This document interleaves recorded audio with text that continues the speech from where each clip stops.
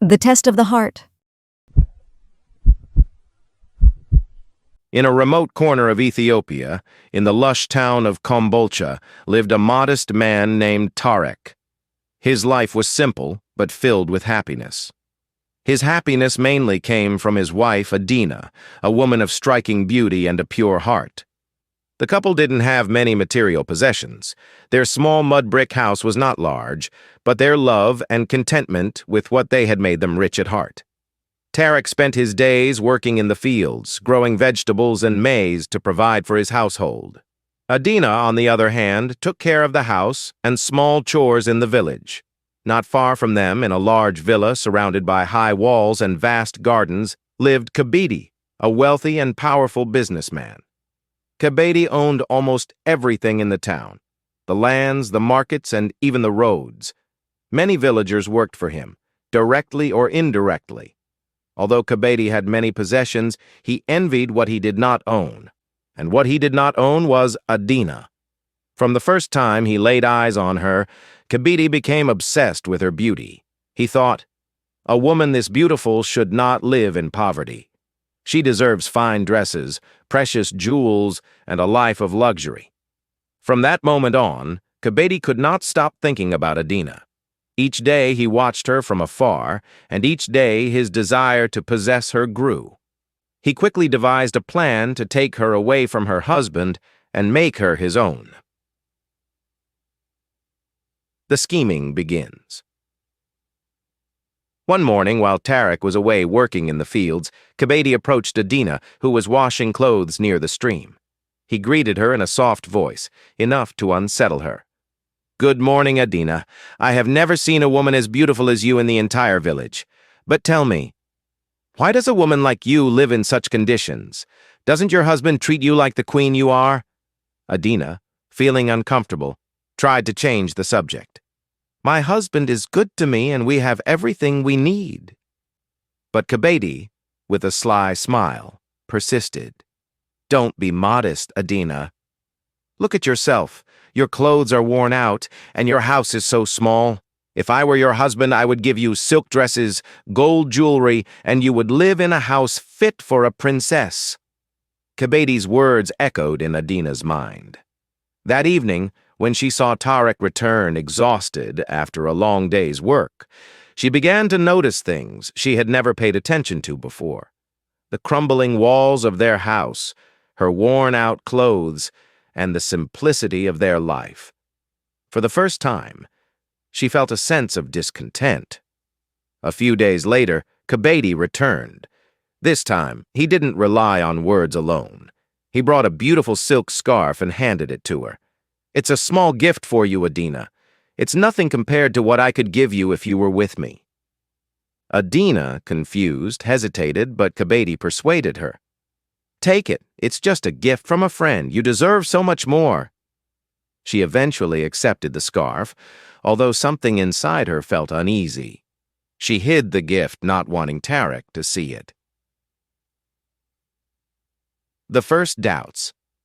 Every day, Kebede came back with a new gift or promise. He insisted, "Tarek will never be able to give you what I can offer. Look how beautiful you are in that scarf. Imagine if you had matching jewelry." Adina, though still loving her husband, began to wonder if Kebede was right. Couldn't Tarek provide her with more? One night, when Tarek came home late and exhausted from work, Adina did something she had never done before. She complained. "Tarek, look at me. My clothes are old and torn. Don't I deserve to wear something better? You work hard, but why don't you ever give me nice things?" Tarek, surprised by her remark, looked at her with tenderness. "Adina, you are the most beautiful woman in the village. You don't need luxurious clothes to be stunning. But if it makes you happy, I promise to buy you a beautiful dress." The next day, Tarek went to the market. With the meager savings he had set aside to buy farming tools, he bought the most beautiful dress he could afford. When he came home and gave the dress to Adina, she was moved to tears. "Thank you, Tarek," she whispered. "Now I know you love me." The Escalation of Desires. But Kebede was not done yet. He knew his conquest wouldn't be that easy. He returned to see Adina, this time with jewelry. "The dress is beautiful," he said, eyeing Adina. "But without jewelry, it's nothing. Look at these necklaces, these rings. They're symbols of your true worth. If you were my wife, all of this would be yours." Adina, though hesitant, was tempted. The jewelry was stunning. She began to think, maybe Kebede is right. Maybe I deserve more than what Tarek can give me. With each visit from Kebede, the doubt in Adina's heart grew. She began avoiding Tarek's gaze and no longer laughed at his jokes like before. One evening, when Tarek came home from work, exhausted and hoping to share a peaceful meal with his wife, he was surprised not to find dinner ready. Adina sat in silence, ignoring him as he entered. When he asked what was wrong, she bitterly replied, "Tarek, if you really love me, why don't you buy me jewelry like Kebede would?" Tarek was deeply hurt. He knew he couldn't compete with Kebede's wealth, but he couldn't let his wife feel neglected. The next day, he went to see his brother Mesfin, who owned prosperous lands. He asked for a loan. Mesfin agreed, on the condition that Tarek worked hard for him in return. Tarek worked tirelessly in his brother's fields, day and night, to earn enough money. Once he had the money, he went to the market and bought jewelry for Adina, a gold necklace and rings set with precious stones. When he gave them to Adina, her eyes lit up with joy, but deep inside, Tarek felt drained. The mysterious encounter. One day, while working in the fields to repay his brother, Tarek met a mysterious old man. The old man, dressed in tattered clothes, asked him for water. Kind-hearted as always, Tarek offered him water and food. In return, the old man said, "Tarek, you are a good and humble man. Here are 2 magical staffs. They can perform miracles. But remember, the real miracle does not lie in the objects you can give your wife, but in the love and faithfulness you show her. Use them wisely." Tarek's dilemma. Tarek, holding the 2 magical sticks in his hands, returned home deep in thought. He knew these sticks could bring him wealth, prosperity, or whatever he desired, but the old man's words still echoed in his mind. The real miracle, he had said, lay in love and loyalty. However, faced with Adina's growing dissatisfaction and the pressure he felt, Tarek no longer knew what to do. He deeply loved his wife and wanted to make her happy, but deep down he wondered if material gifts were really the solution to their problems. That evening, when he returned home, he hid the magical sticks in a corner of their small house. Adina did not ask where he had been. Their relationship, once so joyful and full of companionship, was now marked by distance and silence. Tarek told himself he would use the sticks as a last resort, but for now, he wanted to see if his love could rekindle the flame in their marriage. Kebede's intentions. Intensify. Meanwhile, Kebede, seeing that his gifts and promises had not yet fully won over Adina, decided to raise the stakes even higher. He organized a grand party at his luxurious villa and made sure that Adina was invited. He sent one of his servants to deliver the invitation directly to Adina, ensuring that Tarek would not hear about it. On the day of the party, Adina found herself facing a dilemma. She knew Tarek would not approve of her attending such an event, but the temptation was great. She thought to herself that there would be no harm in going just to see, just to taste the life Kebede had promised her. In secret, she dressed in her finest gown, the one Tarek had sacrificed so much to buy for her, and made her way to Kebede's villa. When she arrived, Adina was dazzled. Never had she seen such luxury. The guests wore sumptuous clothes, the tables were laden with abundant food and drinks, and laughter echoed throughout the mansion. Kebede greeted her warmly. "Welcome, Adina. This world could be yours. All of this is within reach. You only need to choose me." Throughout the evening, Kebede continued to make advances, leading her in a majestic dance under the envious gazes of the other guests. Adina, troubled, could not help but feel flattered. For the first time, she saw herself in a world of wealth, far from the simple life she led with Tarek. The turning point. But as she danced with Kebede, a feeling of unease crept over her.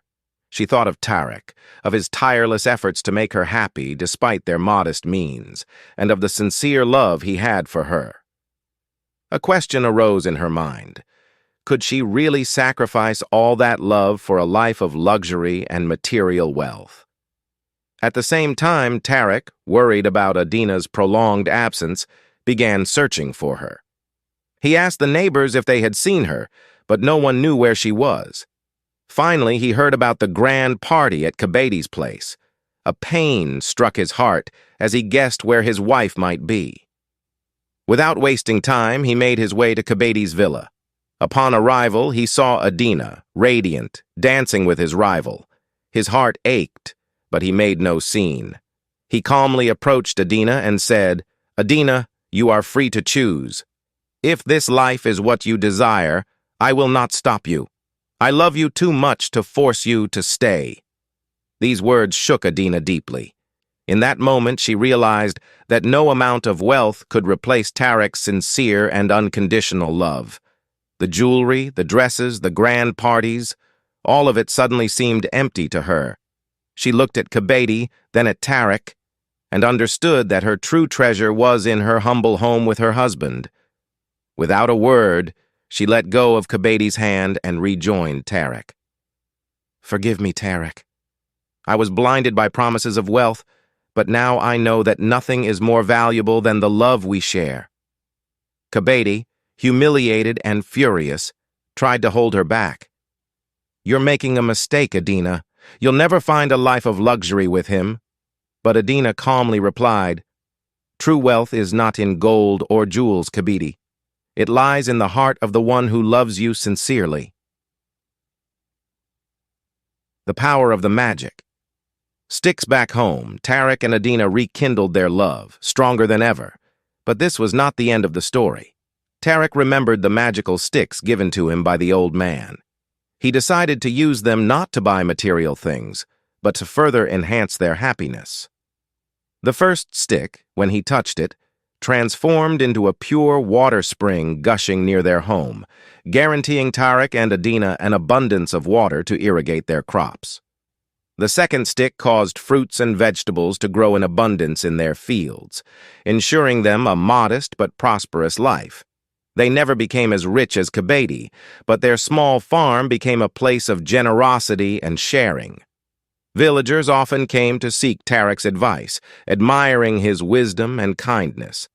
As for Adina, she felt more fulfilled than ever, knowing that her true wealth was the love she shared with her husband. Kebede, on the other hand, eventually lost much of his wealth in dishonest ventures. His obsession with Adina and his thirst for possession had led to his downfall. He lived his final years in solitude, filled with regret and bitterness. Conclusion. This story is a powerful reminder that true wealth does not reside in material possessions, but in sincere love, respect, and loyalty. Tarek and Adina, though modest, understood that the key to happiness lies in the small things, not in fleeting promises of grandeur. Their story teaches us that what matters most in life is not what we own, but what we share. And so ends the story of Tarek and Adina, a journey full of valuable lessons about love, fidelity, and the true riches of life. As we watch the characters navigate their challenges and temptations, we realize that the real treasure lies in the simplest and most sincere things. If this story touched you, or if you want to discover more inspiring and enriching tales, be sure to subscribe to our YouTube channel, Jean and Fabie. By subscribing, you join a community passionate about learning, discovery, and sharing captivating stories that nourish the soul and awaken the mind. Click the subscribe button, turn on the notification bell, and let us take you on a fascinating journey through stories that will make you reflect, smile, and perhaps even change your perspective on life. Thank you for your support, and see you soon for more adventures.